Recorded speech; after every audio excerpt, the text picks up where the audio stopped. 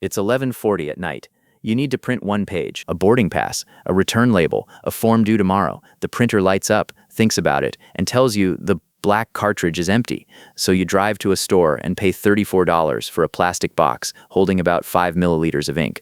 5 milliliters. That's a teaspoon. You've done this before. You'll do it again. And somewhere in the back of your mind, there's a thought you've never quite finished, which is, why does this cost more than the paper, the electricity, and half the printer combined? You probably assume the answer is that the ink is special, that it's engineered, that there's a laboratory somewhere full of chemists in white coats perfecting the pigment so your grocery list doesn't fade. There is a laboratory. The ink is engineered. And that is not why it costs $34. When people run the arithmetic on the smallest consumer cartridges, dividing the price by the actual volume of liquid inside, the number that comes out is measured in thousands of dollars per gallon. Not hundreds, thousands. There are analyses that have put certain low-capacity inkjet cartridges above the per-gallon price of vintage champagne, and above the per-gallon price of some pharmaceutical products. The comparison sounds like an internet exaggeration until you check the milliliters printed on the side of the box yourself. Here's the part that reframes everything. That printer sitting on your desk. There's a good chance it was sold to you at, near, or below what it cost to build. The machine was never the product. The machine was the delivery system. You didn't buy a printer. You bought a subscription and were handed the hardware as a courtesy. And the companies that built this system did not hide it. They've described it in earnings calls, in interviews, in shareholder presentations for decades. It's simply that nobody translated it into plain language while you were standing in the checkout line. 4 companies control the overwhelming majority of the world's consumer printers. They design the machines, they design the cartridges, they design the chips inside the cartridges. They write the firmware that decides which cartridges the machine will accept. And in at least one case, they now sell you a monthly plan that meters how many pages you're allowed to print. The market for printer supplies is worth tens of billions of dollars a year, commonly estimated somewhere in the $50 to $60 billion range globally, depending on whose figures you use and what's counted. And a city in southern China that most people outside the industry have never heard of now produces the majority of the alternative cartridges on Earth, along with the tiny microchips that make those alternatives possible in the first place. That city is called Zhuhai. One Supreme Court case in 2017 cracked the whole structure open. One of the 4 companies broke ranks and started selling printers that don't take cartridges at all. And the chip manufacturer at the center of it ended up in a fight with the United States government that is still being argued. In 1977, an engineer at Canon named Ichiro Endo was working at a bench when, according to the story the company has told for decades, a hot soldering iron touched a syringe filled with ink. The heat produced a bubble. The bubble ejected a droplet. That's it. That's the whole invention. Heat a tiny chamber of liquid, create a vapor bubble, and the expanding bubble fires a precisely sized drop out of a nozzle. Do it thousands of times per second across hundreds of nozzles, and you have a photograph. At roughly the same time, on the other side of the Pacific, engineers at HP Labs were chasing the same physics. The story HP tells involves a coffee percolator, watching liquid get pushed upward by nothing more than heat and a bubble, and realizing that the same principle could move ink.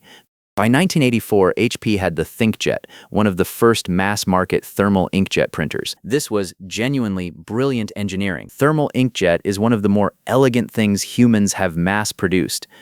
Firing a droplet of controlled volume out of a nozzle narrower than a human hair thousands of times a second, without clogging, without splattering, for years, that is not trivial. But there was a commercial problem underneath the triumph. The printhead, the part with the nozzles, the part that actually does the difficult work, wears out. Ink is abrasive, heat is destructive, nozzles clog.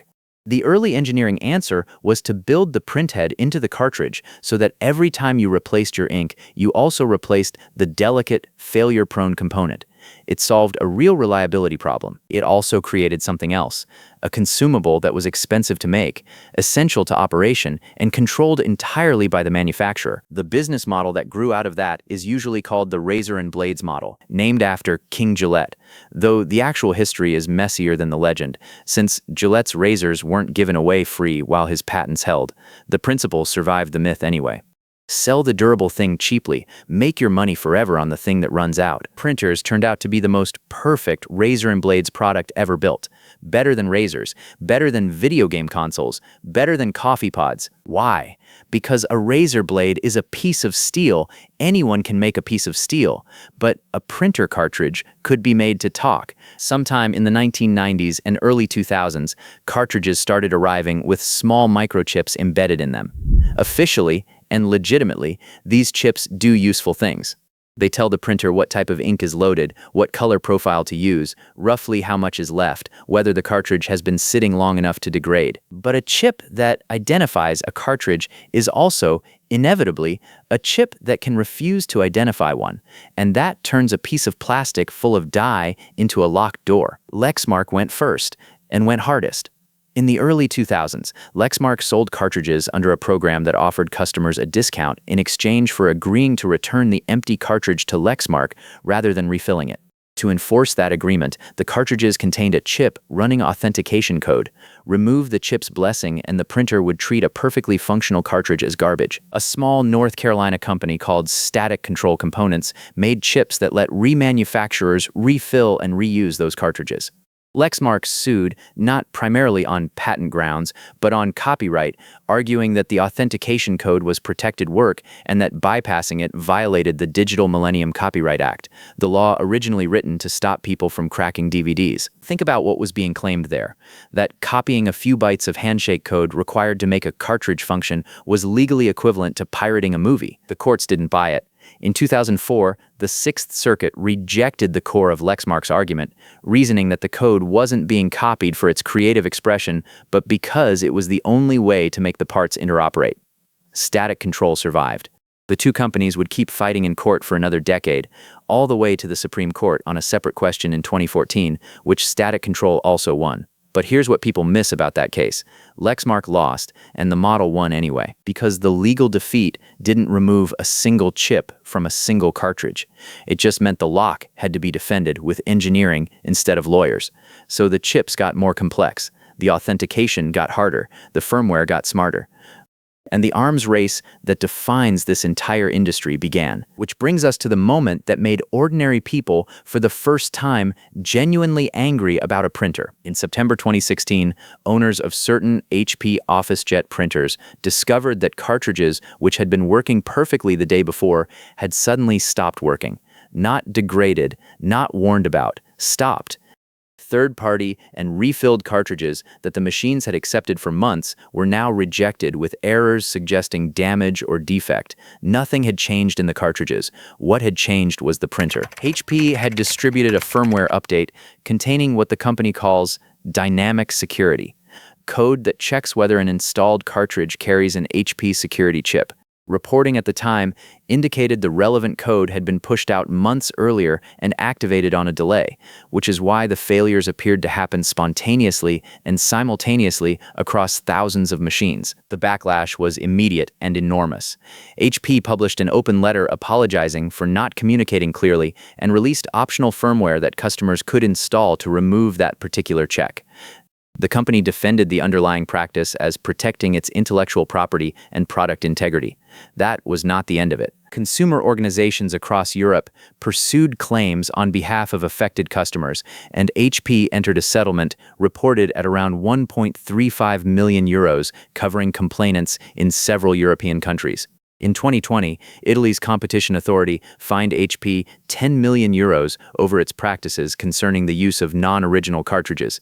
In the United States, class actions over firmware updates that disabled third-party supplies have been filed repeatedly, including a suit brought in California in 2024. And dynamic security did not go away. HP discloses it. It's in the documentation. Certain printers are designed to work only with cartridges carrying HP's chip, and updates can change what the machine accepts after you've already bought it. Sit with that for a second because it's the actual heart of this story. You own the printer. It's on your desk. You paid for it. and a company you have no ongoing relationship with can transmit code to it that changes what physical objects it will accept after the sale without your involvement on a machine you believe you own. There is no other consumer product where this would pass without comment. Imagine buying a car that received an update deciding your gasoline was the wrong brand. Imagine a refrigerator that stopped cooling third-party milk. In printers, it's a documented product feature. Then came the part that turned irritation into something closer to disbelief. In early 2024, HP's chief executive Enrique Lors appeared on CNBC and was asked about customers who use non-HP cartridges. He said, in substance, that every printer sale is an investment in that customer, and that a customer who doesn't print enough or doesn't buy HP supplies is a bad investment for the company. In the same period, he also raised the concern that third-party cartridges could theoretically be a vector for malware reaching the printer. The security argument is not absurd on its face. A chip is a computer, and computers can be attacked. But the framing landed badly, and it landed badly for a simple reason. He had said the quiet part out loud. The customer is not the person who bought the printer. The customer is a revenue stream, and printing without buying official ink is a malfunction of the customer. Around the same time, HP introduced a subscription program under which you pay monthly for a printer and a page allowance with ink shipped automatically. The terms attracted attention because they contemplated the service being suspended or the device being disabled under certain conditions, which is to say, a printer that stops printing when the billing stops. For decades, the joke was that you don't own your ink. The subscription model raised a sharper question: do you own the printer? And this is where you have to say something honest that the title of this video glosses over. This is not a monopoly in the strict sense. It isn't one company. It's four: HP, Canon, Epson, and Brother, plus a handful of smaller players competing genuinely and fiercely on hardware. They fight over price, speed, features, shelf space at every big box retailer, but they converged independently on the same consumable model: cartridges that don't fit each other, chips that authenticate, firmware that gates, hardware sold thin, supplies sold fat, and a closed system maintained by four competitors is, in some ways, more durable than one maintained by a single company. A monopoly is a target. Regulators name it, journalists chase it, politicians campaign against it. But four companies that happen to have arrived at the same business model, separately, competing hard on everything except the one thing that matters, that's much harder to point at. You cannot switch away from cartridge economics by switching brands, because the alternative brand runs the same economics. For roughly 30 years, that held. And then two things happened that neither the chips, nor the firmware, nor the lawyers could stop. The first was a decision in Washington. The second was a city on the Pearl River Delta. Zhuhai sits in Guangdong province, directly across the water from Hong Kong, and immediately adjacent to Macau. It has a population in the low millions, modest by Chinese standards, and a reputation, domestically, as one of the more pleasant and green cities in the country. Tourists go there for the coastline. It is not, at first glance, an industrial story. In 1980, Zhuhai was designated one of China's first special economic zones, one of the original four, alongside Shenzhen, Shantou, and Xiamen. Shenzhen became the famous one, the fishing village turned megacity that produces the world's electronics. Zhuhai stayed smaller and went narrower. It specialized, and what it specialized in was printer consumables. Not the printers, the things that go in them: cartridges, toner, drums, rollers, refill kits, and, critically, the chips. Today, Zhuhai hosts a dense industrial cluster of manufacturers, chip designers, remanufacturers, and component suppliers built entirely around printer supplies. Widely cited industry figures put the city at somewhere around 70% of global output of compatible and remanufactured cartridges.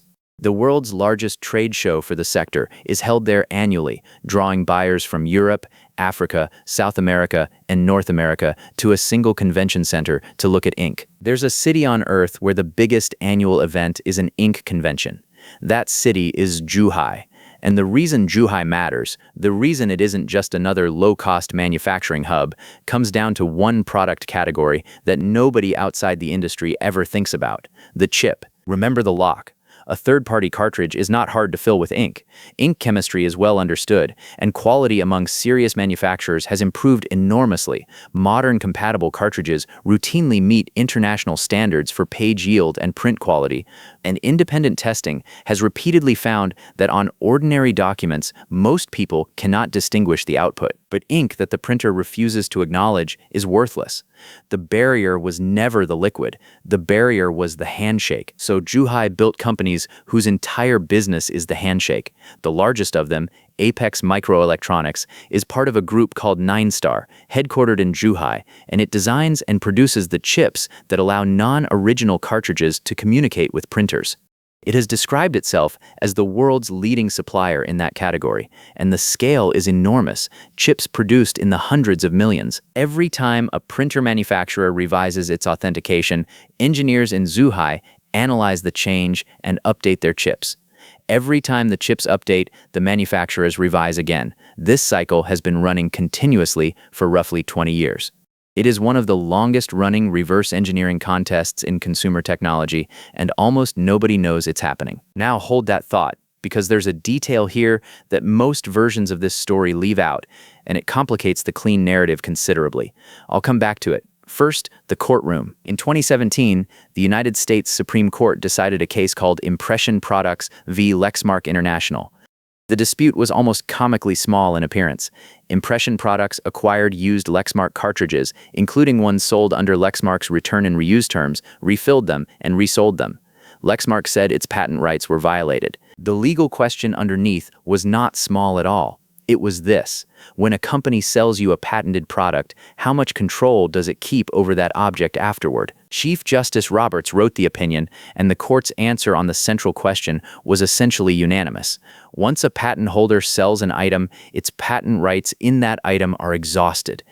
The company may have contract remedies against the buyer, but it cannot use patent law to control what happens to the physical object down the line. The court also held that a sale abroad exhausts those rights too, meaning a cartridge sold in one country couldn't be blocked from resale in another on patent grounds. The language the court used was about the fundamental principle that a sale transfers ownership, and that allowing sellers to keep restricting an object after the sale would clog the ordinary channels of commerce. In plain terms, you bought it, it's yours, and the manufacturer doesn't get to follow it around forever. That decision did not eliminate chips. It did not eliminate firmware. Companies can still engineer their products to prefer their own supplies, and they do. But it removed a major legal weapon from the arsenal and gave the entire global remanufacturing and compatible cartridge industry, much of which is centered in Zhuhai, a firm legal footing in the world's largest market. The lock stayed on the door, but the law stopped punishing people for having a key. Now here's what happened at the retail end, which is the part you can actually see. Search for a cartridge for almost any consumer printer made in the last 15 years, and you will find two listings side by side.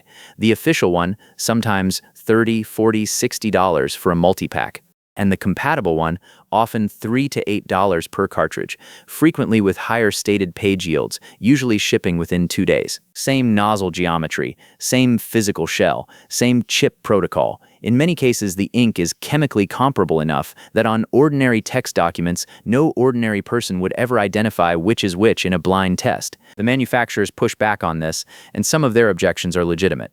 Quality across the compatible market is genuinely uneven. There are excellent suppliers, and there are bad ones, and a bad cartridge can leak or clog a printhead. Using non-original supplies can raise warranty questions, and the security concern about untrusted chips isn't fabricated, even if the practical risk to a home user is debatable. But none of that explains a 10-to-1 price ratio. Quality control costs money. It does not cost $30 per teaspoon. Then something happened that no lawsuit and no Chinese factory could have caused because it came from inside. One of the four broke ranks. Epson began selling printers with refillable ink tanks, no cartridges at all. You buy bottles and pour ink into a reservoir. The line launched in emerging markets first, where cartridge economics had never worked well, and rolled out to the United States and Europe in the mid-2010s under the EcoTank name. The trade-off was explicit and public. The printer costs substantially more upfront, sometimes several times what a cartridge printer costs, and the ink costs dramatically less. A set of bottles that might run $30 or $40 can print for a very long time, with page counts stated in the thousands rather than the hundreds. It worked, it sold, and within a few years, the competitors who had spent 30 years building the cartridge model were forced to launch their own tank printers, Canon's Megatank, HP's Smart Tank. Think about what that means. The companies that profit from cartridges now also sell printers designed specifically to reduce how many cartridges you buy, because a competitor proved customers would pay more upfront to escape. That's not a legal defeat or a foreign disruption. That's the model conceding a point about itself. Now, that detail I promised you. In 2023, Ninestar, the Zhuhai group whose subsidiary makes the chips that made most of this possible, was added to a United States government entity list under the UHER Forced Labor Prevention Act, a designation that restricts importing goods linked to the listed entity. The company has denied the allegations and has challenged the listing in United States federal court, and the litigation has continued since. I'm not going to adjudicate that here, and I'd be lying if I told you I could. But it belongs in the story, because it's the moment the neat narrative stops being neat. And there's one more turn, and it's the strangest one in the whole thing. Lexmark, the company that fought hardest to lock its cartridges, that took chip authentication further than anyone, that spent over a decade in court defending the closed model, was acquired in 2016 by a consortium of Chinese investors that included Apex Technology, the parent of the very chip business built on opening cartridges up, roughly $3.5 billion. The company that built the lock, bought by people who built the keys. Then, in late 2024, Xerox announced an agreement to acquire Lexmark from that consortium for around $1.5 billion, subject to regulatory approval and closing conditions. Consider the actual price. Roughly $3.5 billion in, roughly $1.5 billion out. The valuation of a company whose central strategy was controlling consumables did not go up over those 8 years. Here's where we land, and I want to be straight with you rather than dramatic. Nobody has been killed here. HP is not going bankrupt. Its printing division still generates many billions of dollars a year, and supplies remain the profitable core of it. Canon, Epson, and Brother are all healthy. The four still make the overwhelming majority of the printers in the world, and if you walk into any electronics store this afternoon, every machine on the shelf will be theirs. What's actually happened is subtler and, over a long enough horizon, more consequential. The mechanism stopped being invisible. For 30 years, this model worked because of a belief. The belief was that ink is expensive because ink is hard, that the cartridge is a marvel of chemistry, that the price is a reflection of the product. That belief is now dying, and it's dying the way all of them die. Not through outrage, but through a search result. A person looks at a $34 cartridge, opens their phone, sees a $4 one, reads 100 reviews from people saying it worked fine, and buys it. And then they never buy the expensive one again. Estimates of the aftermarket share vary by region and by whether you're counting inkjet or laser, but the direction is not in dispute. It has grown, it is growing, and it grows fastest wherever price transparency is highest, which means online. Every year, more of the world's printing happens on supplies that the printer's manufacturer never sold. And there's a cost to this system that nobody's balance sheet records. Hundreds of millions of cartridges are discarded every year.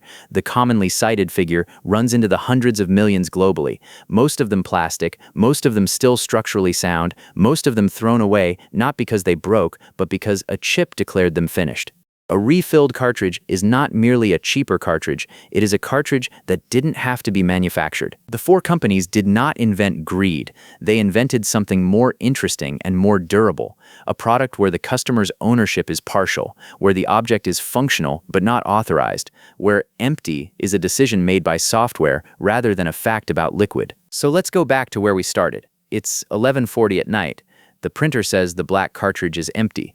The page you need is sitting on the screen, unprinted, except now you know that the machine cost less to build than the ink it refuses to print without.